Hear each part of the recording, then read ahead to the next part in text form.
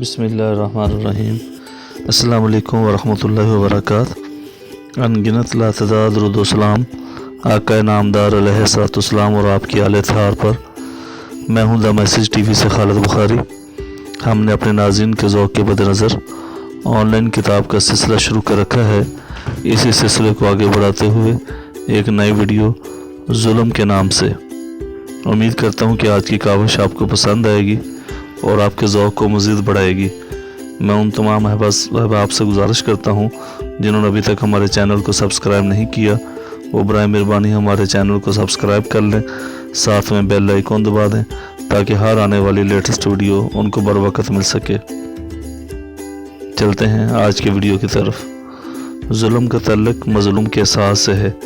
کسی ظالم کا کوئی عمل اس وقت تک ظلم نہیں کہلائے گا جب تک مظلوم اس عمل سے پریشان نہ ہو۔ دنیا میں ہونے والے بیشتر مظالم مظلوم کی پسند کا حصہ بنا دیے جاتے ہیں۔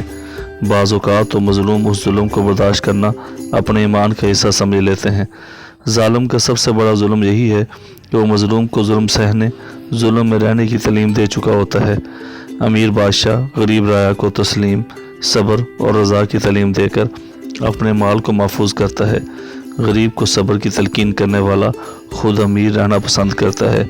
ظلم ہوتا رہتا ہے اور کسی کو خبر تک نہیں ہوتی، احساس تک نہیں ہوتا۔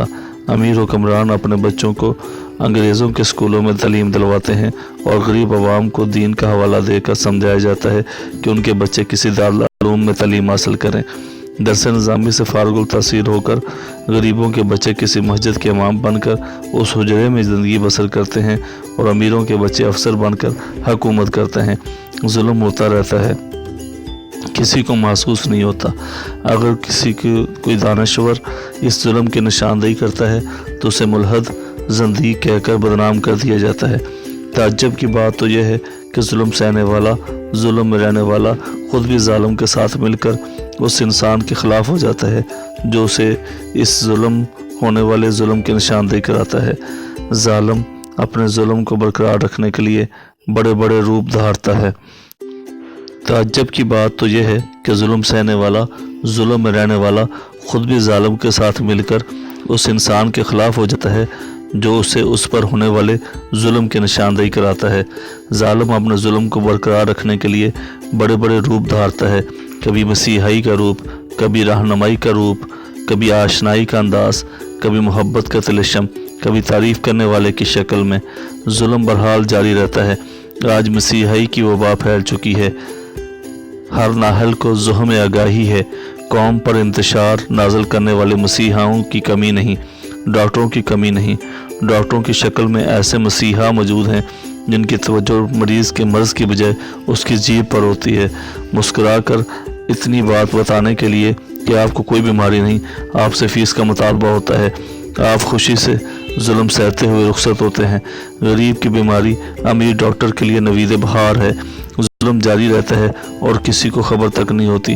سیاست کے میدان میں رہنما اپنی انا کے سفر کو بڑے بڑے ظلم کرتے ہیں۔ عوام کو گمراہ کر کے ان کی زندگی عذاب بنا دی جاتی ہے۔ ایک ان پڑھ چھابڑی والے کو سیاست کے میدان کا شاہ سوار ہونے کی غلط فہمی عطا کر دی جاتی ہے۔ وہ بیچارہ ظلم برداشت کرتا ہے اور سمجھتا ہے کہ اسے بین الاقوامی سیاست کا مکمل شعور مل چکا ہے۔ وہ امریکہ مرد آباد کے نعرے لگاتا ہے اور وہ چھابڑی کو بساط سیاست سمجھتا ہے۔ اس بیچارے پر ظلم ہو چکا ہوتا ہے اور وہ اسے آگاہ تک نہیں ہوتا۔ ایک نئے دور کی تمنا مجبور زندگی کو نئی اذیتوں سے دوچار کرتی ہے۔ رہنما کرسیوں کے کھیل میں غریب کی عافیت سے کھیلتے رہتے ہیں۔ ظلم جاری رہتا ہے اور مظلوم کے ساس تک نہیں ہوتا۔ کچھ علماء دین زندگی کی بے معنی کو اس حد تک بیان کرتے ہیں کہ محنت، کوشش، مجاہدہ اور صحیح کی لگن چھن جاتی ہے۔ علم کا ظلم سب سے زیادہ ظلم ہے۔ عذاب ہے وہ علم جو انسان کے کام نہ آئے۔ ظالم ہے، یہ عذاب مسلط کرتا ہے اور مظلوم اسے تعلیم کی ضرورت سمجھ کر قبول کرتا ہے۔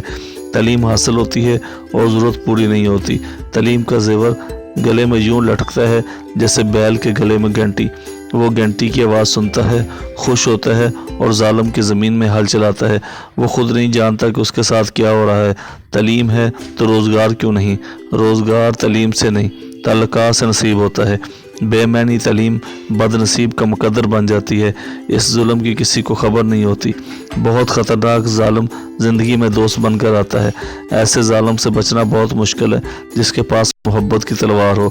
وہ معصوم دلوں کو محبت کے دام میں گرفتار کرتا ہے، ان سے کام لیتا ہے، کام نکالتا ہے، پھر ایک نامعلوم موڑ پر انہیں حوادث زمانہ کے حوالے کر کے شیطان کی طرح مسکراتا ہوا رخصت ہو جاتا ہے۔ ایسے ظالم کے لیے بد دعا بھی نہیں کی جا سکتی۔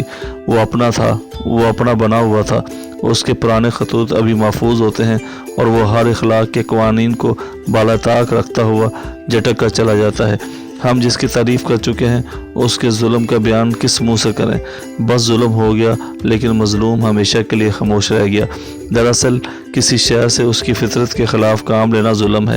جو شے جس کام کے لیے تخلیق کی گئی ہے اسی سے وہی کام لینا چاہیے، اس کے برعکس ظلم ہے۔ کسی انسان سے اس کے مزاج کے خلاف کام لینا ظلم ہے، جبر ہے۔ اس سے انسان کے اندر ایک حبس کی کیفیت پیدا ہوتی ہے، اس پر جمود طاری ہو جاتا ہے اور پھر یہ جمود اندر ہی اندر لاوے کی طرح کھولتا اور پھر کسی نامعلوم لمحے میں ابل کر لاوا بن کر باہر آ جاتا ہے اور ہر شے کو اپنے لپیٹ میں لپیٹتا ہوا تباہ کر دیتا ہے۔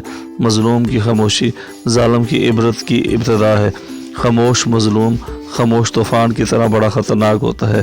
کسی انسان سے اس کے معاوضے سے زیادہ کام لینے کا نام بھی ظلم ہے۔ معاوضہ دینے والے کی ہستی کے مطابق ہونا ضروری ہے۔ سب سے بڑا ظلم کسی کی محنت کو رائیگاں کرنا ہے۔ کسی انسان میں وسوسہ پیدا کرنا بھی ظلم ہے۔ قوم کو تذبذب میں گرفتار کرنا ظلم عظیم ہے۔ کسی راہی کو سفر کے دوران اس کے مسافرت سے بیزار کرنا ظلم ہے۔ آدھا راستہ طے کرنے کے بعد یہ سوچنا کہ ہمیں کس سفر پر روانہ ہونا ہے ظلم ہے۔ کسی غریب کی عزت نفس کو غریب سمجھنا اس پر ظلم ہے۔ ظلم کی صورتیں بے شمار ہیں، مظلوم کی صورت ایک ہی ہے۔ غریب، سادہ، معصوم، شریف النفس، سادہ لو، جلد مان لینے والا، اپنا حق ترک کر دینے والا، سب کے لیے دعا کرنے والا، اور اس کی دعا کی وجہ سے ہی تو ظالم قائم رہتا ہے۔ نہ مظلوم کا مزاج بدلتا ہے نہ ظالم کا، یوں ظلم جاری رہتا ہے۔ مظلوم ظلم کو مقدر سمجھتا ہے اور ظالم اسے اپنی دانائی، دونوں اپنے اپنے مدار میں قائم رہتے ہیں۔ لیکن کبھی کبھی تقدیر اپنے نام سے ہونے والے ظلم کو دور کرنے کے لیے مظلوم کی آنکھوں سے پردہ ہٹاتی ہے اور پھر مظلوم اپنے غصب شدہ حقوق کے حصول کے لیے میدان عمل میں اترتا ہے اور دیکھتے دیکھتے مظلوم ظالم کی کرسی پر بیٹھتا ہے اور ظالم کے لباس میں نظر آتا ہے اور ایک بار پھر ظلم جاری ہو جاتا ہے۔ ظلم بہرحال ہوتا رہتا ہے اور کسی کو خبر تک نہیں ہوتی۔